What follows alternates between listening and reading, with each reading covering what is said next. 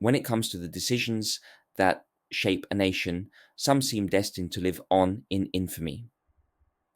The decision to call off the second phase of the UK's HS2 high-speed rail project might just be one of those.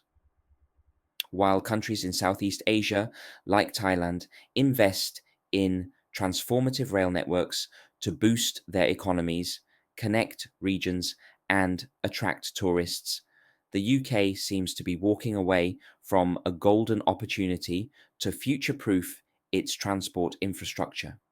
Let me tell you a story about the cost of short term thinking in the face of long term progress.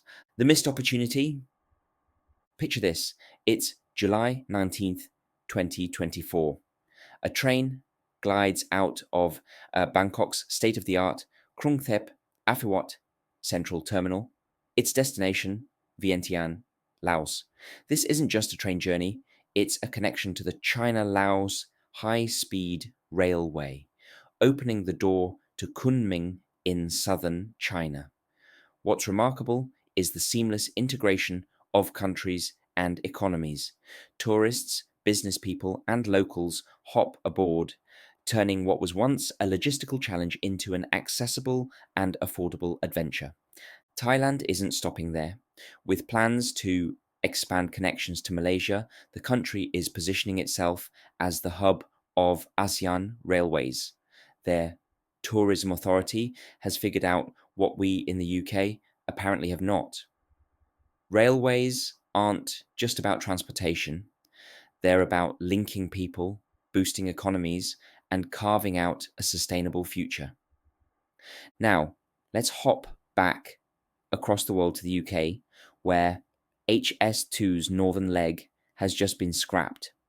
This was supposed to be our answer to the infrastructure challenges of the 21st century, a bold investment in regional connectivity. Instead, we're stuck in the slow lane, debating pothole repairs while the rest of the world builds superhighways. Learning from Thailand's vision, Thailand's approach offers a striking contrast. The completion of their rail links isn't just about speed, it's about strategy. They're enticing tourists to explore places like Nong Khai and Udon Thani, boosting local economies along the way. They understand that modern railways can be a catalyst for regional development, helping smaller towns and cities thrive.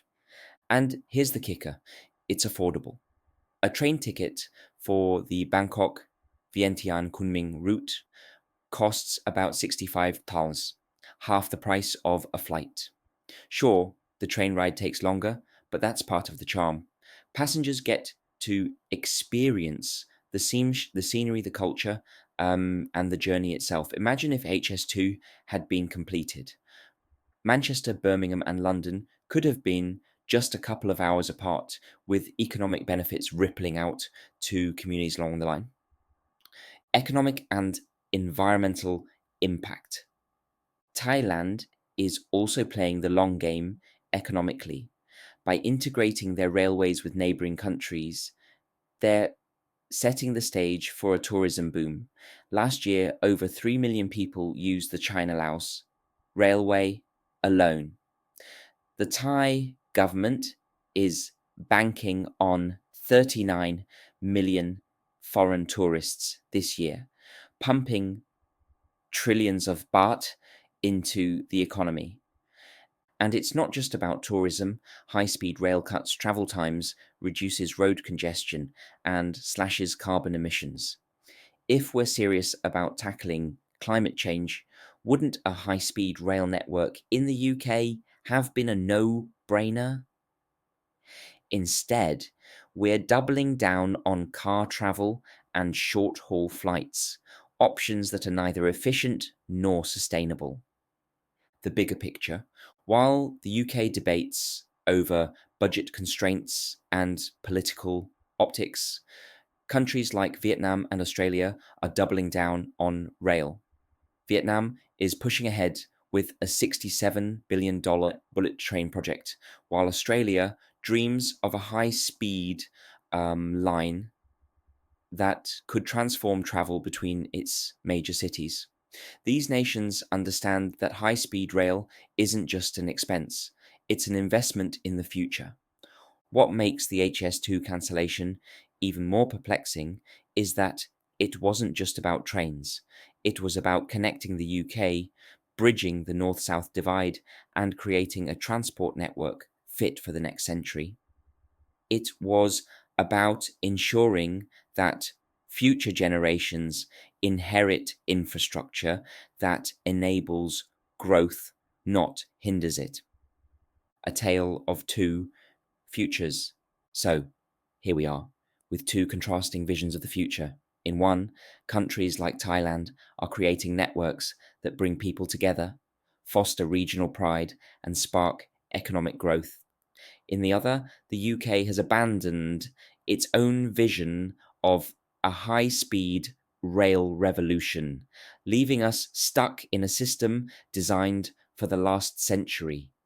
It's not just silly, it's tragic. As we watch other nations race ahead, we're left wondering what might have been. If the Thai government can commit to a $40 billion rail investment, why can't we? The irony is painful. The UK, once the birthplace of the railway revolution, is now content to sit on the sidelines as others lead the charge. So, the next time you're stuck in traffic or squeezed into a packed commuter train, remember this moment. Remember the missed opportunity to transform how we connect as a nation. And remember the countries that didn't hesitate to seize their moment on the tracks of history. Because while we argue over pennies today, they're building the future, one railway at a time.